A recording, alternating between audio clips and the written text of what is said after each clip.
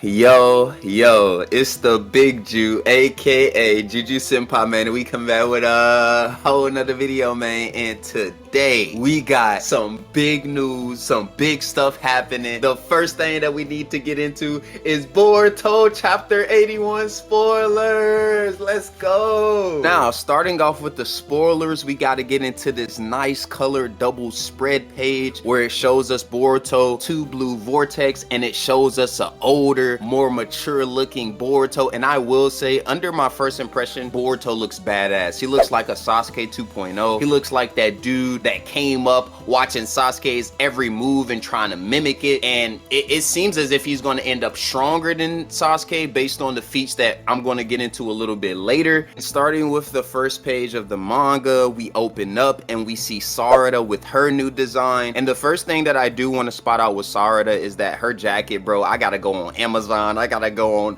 on Google or something, bro. I gotta find this Uchiha jacket because that is badass. But looking at her design, I'll give it like an 8 out of 10. She has the red belt, the black and red color design going on. She has the shorter hair with the glasses and also the chain. I will say Sarada looks a lot more mature, a lot more older, and this is going to come in handy because a lot of the things that Sarada is going to emotionally go through doing this part of Boruto is going to take a lot of strong mentality and a very strong mental fortitude. So seeing her mature and evolve is going to be very, very important for the latter part of the series. And right now, I think they're giving off a really good impression. So the first page start off in the village of Konoha, which has undergone the great catalysm in the past. In front of the Hokage room, Sarada with a dissatisfied face. So we're already starting off hot, starting off with Sarada Uchiha, which is what everybody wanted to see. So let's get into the second page. So basically we see Sarada and she's in the Hokage office arguing about Shikamaru. And the funny part about this is that Shikamaru is actually the one that wears the Hokage cloak, which is a symbol that Shikamaru is the Hokage, which kind of goes back to the theories that people presented earlier in this year about, you know, Naruto being taken away to the Daikokuten dimension. And who would be the Hokage? Would it be Kakashi? Would it be Sarada in the time skip? But now we're actually getting the idea that it's Shikamaru. And I think a lot of people agree that Shikamaru was the best choice due to his intelligence level, due to his experience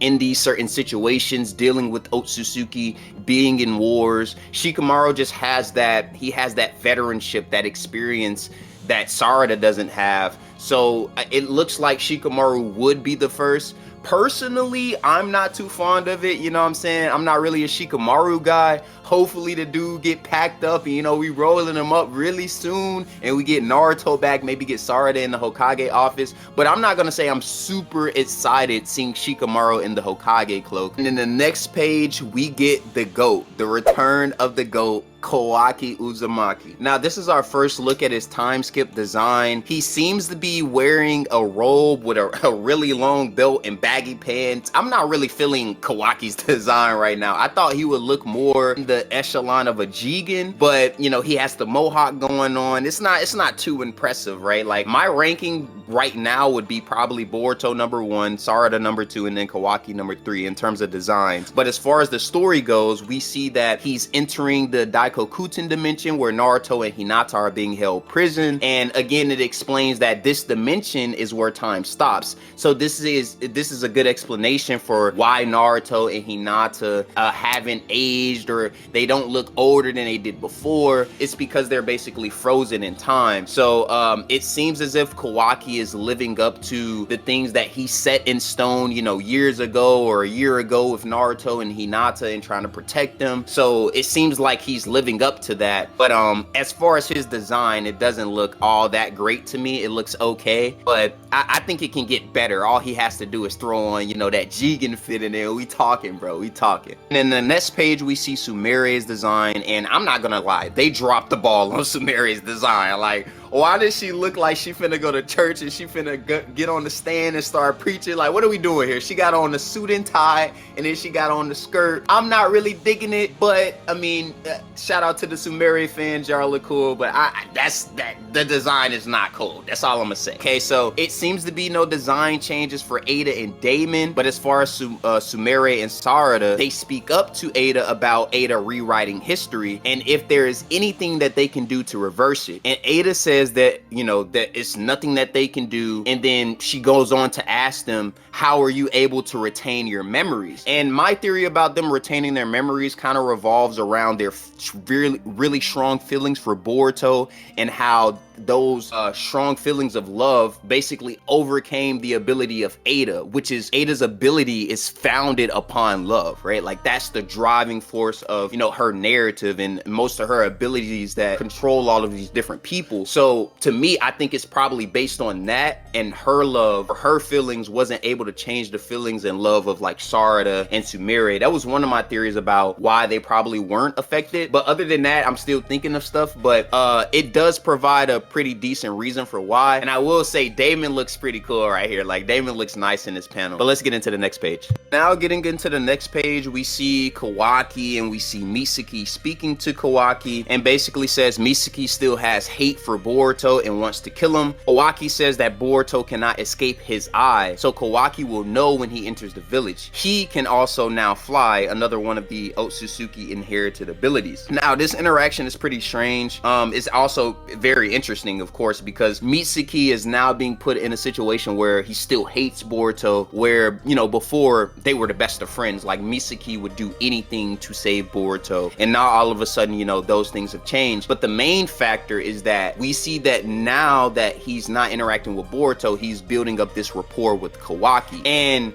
seeing as that Kawaki has certainly gotten stronger, certainly gotten more mature, because he's able to fly and use more of his Otsutsuki powers, which is something that we didn't see before. So not only is this an indication of Mitsuki's character remaining the same as when Eida rewrote history, the main thing of the matter is that this dude Kawaki has gotten more powerful, and it seems as if he also has the ability to see every single angle and small gap that a person could use to get into the village. So I think this panel, this interaction implies that not only did Kawaki get stronger, but he probably learned new abilities, and with those new abilities, he's probably going to be a menace. So then we get a short interaction of Himawari, who seemed to grown up, got her hair longer, seems to be wearing a new fit. The most important thing that Himawari is doing right here is training with Chocho, trying to get better as a shinobi, and she seems to be doubting herself at certain points because she does lose this interaction between her and Chocho. But I mean, that's a given, right? Chocho is a more experienced shinobi, and Himawari is still in her learning phase. But it's cool to see Himawari throwing punches and throwing kicks, because, you know, in part one of Boruto, Himawari was just walking around and Daemon was like, whoa, hold up, like, Himawari's her, like, she's more powerful than anybody that I walked across. Like, that's the person that I want to fight. So Himawari definitely has some latent ability that has yet to be on display yet, but it should be coming soon, because we see that she's working towards getting to that level of strength. Okay, so the juiciness of the spoilers, man. People forgot that Code was in the trenches. He was in the shadows, lurking on Konoha, ready to pull up. And in the first chapter of Boruto, the first chapter after the time skip, we have Code entering the village, trying to destroy the village with his Code Juniors. And from what we see, his Code Juniors are able to be taken down by base Sarada, so they don't seem to be that strong. But the main function of the Code Juniors is that they're able to replicate and they're able to regenerate after they're taken down, so they can immediately keep coming back. It's kind of like zombies in a way. You destroy the zombie gets back up and it keeps chasing after you infinitely. That's what these monsters seem to be. They don't seem to be all that strong. Right when we see Code pull up, he basically makes his entrance, but this is the funny part. Code has a slash left eye, which is something that we didn't see before, and it might be an indication of a prior fight that we might get information on a little bit later.